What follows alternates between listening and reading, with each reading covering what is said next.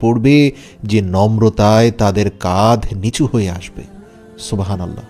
রাসূল সাল্লাল্লাহু আলাইহি সাল্লাম বলেন, জিবরাইল আলাইহিস সালাম আমার কাছে আসলেন, আমার হাত ধরে তিনি আমাকে সেই গেটটি দেখালেন যার মধ্য দিয়ে আমরা সকল উম্মতে মুহাম্মদী দলবদ্ধভাবে আনন্দ উচ্ছ্বাস করে জান্নাতে প্রবেশ করব। সুবহানাল্লাহ।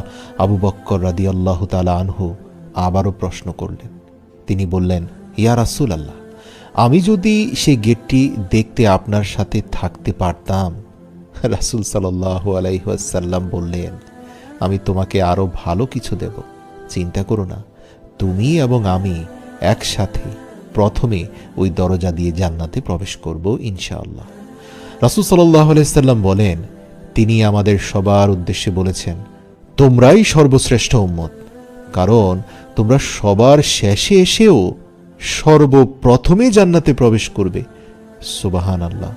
সুতরাং রাসূল সাল্লাল্লাহু আলাইহি ওয়াসাল্লাম জান্নাতে প্রবেশকারী প্রথম নবী, আর আমরাই প্রথম উম্মত যারা তার সাথে একত্রে জান্নাতে প্রবেশ করব ইনশাআল্লাহ। তাই আমরা আমাদের নবী সাল্লাল্লাহু আলাইহি ওয়াসাল্লাম এর পেছনে প্রত্যাশার লাইনে দাঁড়িয়ে যাই। কাতাদা রাহিমাহুল্লাহ বলেন, তুমি আসলে জান্নাতের দরজা দিয়ে সরাসরি জান্নাত দেখতে পারবে। রাসূল সাল্লাল্লাহু আলাইহি ওয়াসাল্লাম হেঁটে গিয়ে জান্নাতের দরজায় কড়া নাড়বেন। রাসূল সাল্লাল্লাহু আলাইহি ওয়াসাল্লাম বলেন, আমি প্রথম ব্যক্তি হব যে জান্নাতের দরজার শিকল ধরে ঘণ্টা বাজাবো, মানে বাসাবাড়িতে দরজার সামনে যেভাবে কলিং বেল বাজানো হয়। আল্লাহ রাসূল বলেন, জান্নাতের দরজা আমার জন্য সর্বপ্রথম খোলা হবে, আর আমি এই কারণে মোটেও গর্ব করি না। এবং জান্নাতের পাহারাদার রক্ষক দরজায় কড়া নাড়ার শব্দ শুনে প্রশ্ন করবেন, আপনি কে?